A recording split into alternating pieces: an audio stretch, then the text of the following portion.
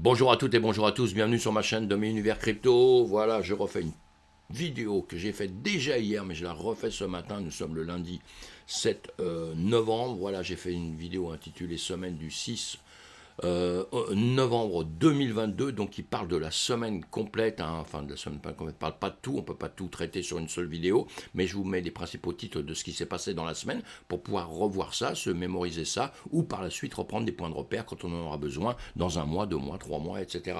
Et malheureusement, cette vidéo que j'ai publiée hier, je vois ce matin qu'elle était en croix, qu'il n'y a qu'une petite partie qui était passée, donc j'ai tout enlevé, et voilà, je ne sais pas pourquoi, hein, la vidéo s'est coupée, enfin j'ai fait une erreur technique, hein, je ne vais pas accuser qui que ce soit au monde, c'est moi, c'est l'apprentissage mes amis, il n'y a pas d'âge pour l'apprentissage, voilà, donc après je vais aller creuser ce qui s'est passé pour comprendre tout ça, pour devenir un parfait technicien. Allez, je plaisante, je vais me contenter de regarder un petit peu le marché, ce qu'il a fait en une semaine, donc on va aller très vite, hein. Je vais aller un peu plus vite sur cette vidéo que celle que j'avais fait, mais tant pis, on a un marché qui était dans le vert, dans le rouge, hein, qui s'est posé plein de questions, qui a quand même un peu bougé, on a eu des articles dans la semaine comme Bean Crypto qui nous a dit 8 événements cette semaine qui pourraient faire bouger le marché.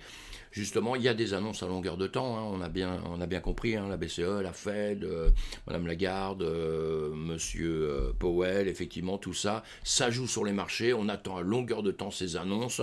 Ceux qui sont dans le marché traditionnel comme moi sont habitués à ça, nous on va lire énormément ces annonces parce que ça nous permet de trader, ça nous permet d'aller à la hausse, à la baisse, de prendre des longues, des shorts, parce qu'on sait que le marché va bouger, va réagir, et que la plupart des gens ne sauront pas vraiment ce qu'ils doivent faire, et que ça profite à d'autres, hein, c'est comme ça. Dans ces marchés-là, vous avez des gagnants et des perdants, sinon il n'y aurait pas de commerce. Donc voilà, il nous résumait ça, c'était bien, vous allez voir, hein, sinon, et voilà, ça vous redonnera une petite idée de ce qui s'était passé.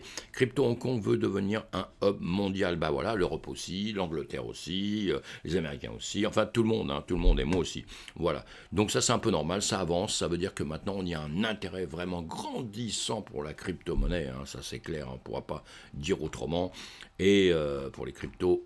Allez, j'avance. La Banque de France teste un duo CBDC et DeFi. Voilà, ça fait partie du même chose, vous voyez. La CDBC, hein, ce sera justement une monnaie numérique. Bon, tout le monde voit ça. Est-ce qu'on pourra lier protocole de DeFi et CDBC multiples? La MNBC est un champ d'exploitation stratégique pour les banques centrales. Celles-ci se réunissent donc autour de différentes initiatives internationales, dont Mariana.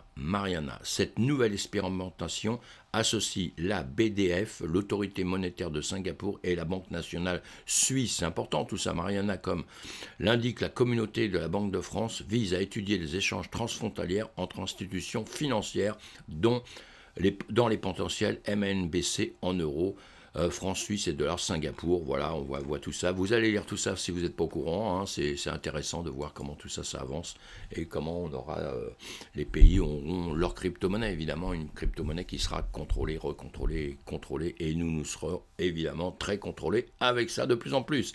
Le PDG de Binance change de ton sur les monnaies numériques de la Banque centrale, hein, et il nous dit qu'il est d'accord, que ça pourrait être bien pour notre système, et que ça nous fera sûrement avancer. Pourquoi pas? Tout ça se discute, et pourquoi pas, hein, pourquoi pas.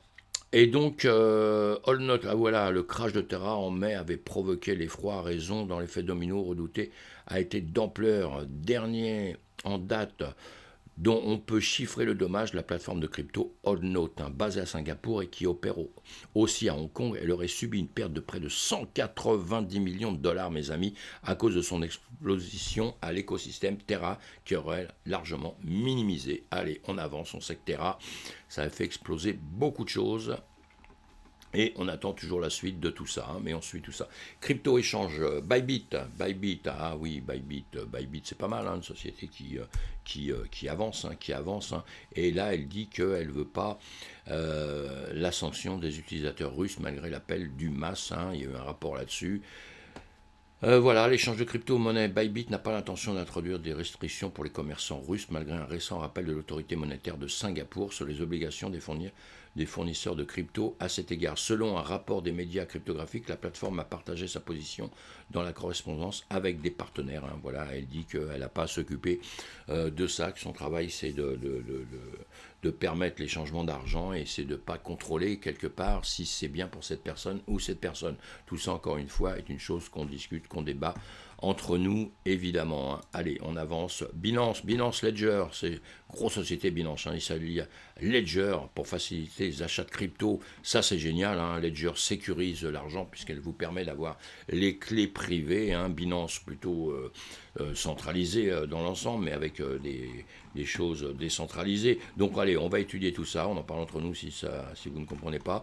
Et puis, on avance sur autre chose. Coinbase, son directeur des produits, quitte le navire. Bon, il ne quitte pas le navire parce que Coinbase est mauvais. Je pense qu'il a l'air de dire qu'il quitte le navire simplement parce qu'il veut partir vers des cieux différents. Il veut faire autre chose de sa vie, avancer différemment. Et je comprends, je comprends parfaitement. Parfaitement. Donc, il n'y a pas de problème avec ça. Huobi. Alors, Global fait ses adieux à son stablecoin HUSD. L'USD s'impose. Alors évidemment, dans un communiqué du 27 octobre dernier, Huobi a annoncé la cessation des services de trading liés au HUSB ainsi que le retrait de stablecoin de la liste des tokens cotés. La bourse crypto justifie cette décision en évoquant l'article 11 des règles de gestion des tokens. Allez, on ne va pas plus loin, mais on va suivre tout ça. Pourquoi HUSD s'effondre, quel avenir pour les stablecoins? Bien, vous avez dit ça aussi, vous voyez, vous retrouvez à différents endroits, comme ça, vous faites vos idées. Donc avant, vous aviez le journal du coin, et ici, vous avez une crypto. Je vais mettre les liens. Alors, CryptoActu nous dit quoi, lui? Il nous parle des chercheurs ont récemment identifié une faille de vulnérabilité au sein du Bitcoin Lightning Network. Voilà, elle pourrait se révéler problématique pour la sécurité des fonds et de ses utilisateurs. Une mauvaise nouvelle pour cette solution de paiement qui rencontre un fort succès depuis sa mise en place. Oui, il n'y a rien de perdu dans tout ça.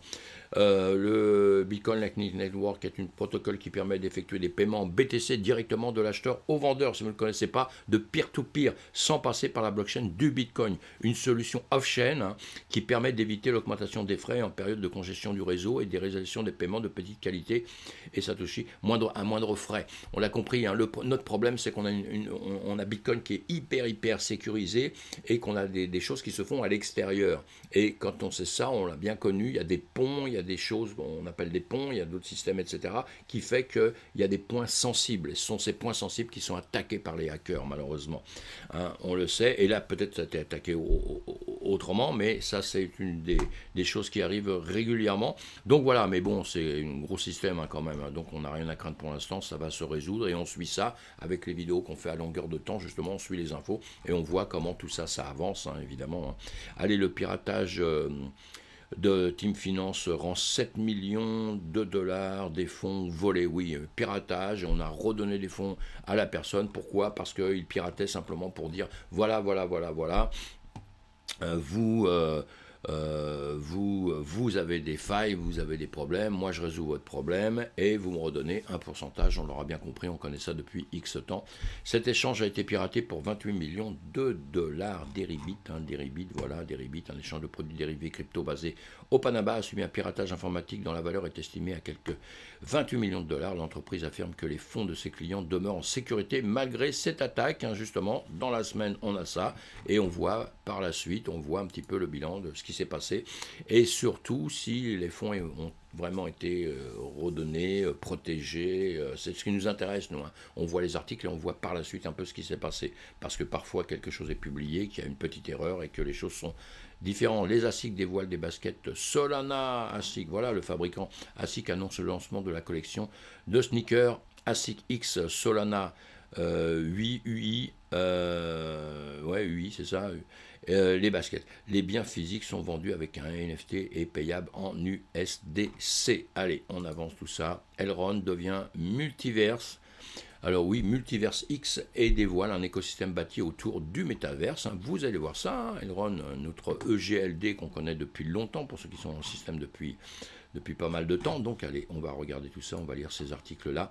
Et on a Blockworks qui nous dit Argobol, oui, redit NFT et autres gagnants du marché NFT en octobre. Hein, donc vous allez voir cet article-là et vous voyez un petit peu, hein, il y en a qui ont performé un peu, il y en a qui se sont bien dérouillés.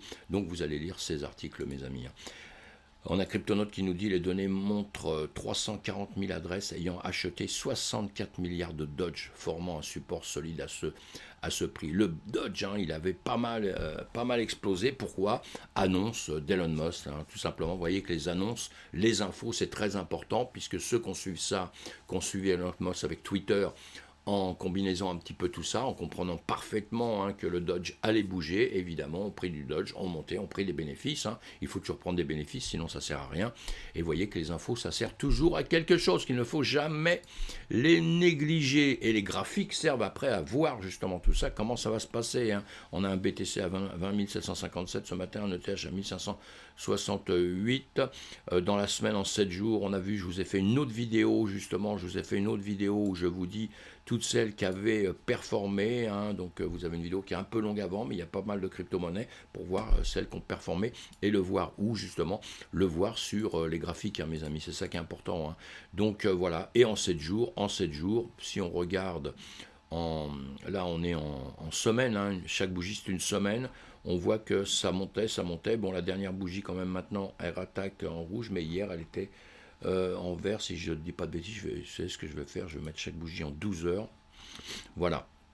Voilà, en 12 heures, malheureusement, on est en train de redescendre. Mais sinon, avant, on grimpait, hein, évidemment, en 12 heures. Il faut 2 bougies pour 1 heure, vous avez compris. 2 bougies pour une journée, 2 journées jusqu'à hier. Mais avant, on était en train de monter. Hein, et on voit ça un peu partout, sur tout ce qu'on pourrait voir. Bon, pareil, hein, je vous parle de ça à longueur de temps, donc on ne le fait pas tout de suite. Je le fais sur d'autres vidéos. Pensez à vous abonner à ma chaîne, pensez à me suivre. Et j'espère que ces vidéos vous servent, hein, vous plaisent, et on se retrouve évidemment sur d'autres vidéos. Merci mes amis, merci de me suivre, vraiment merci d'être là, prenez soin de vous, faites attention à vous, c'est ça la chose la plus importante, merci.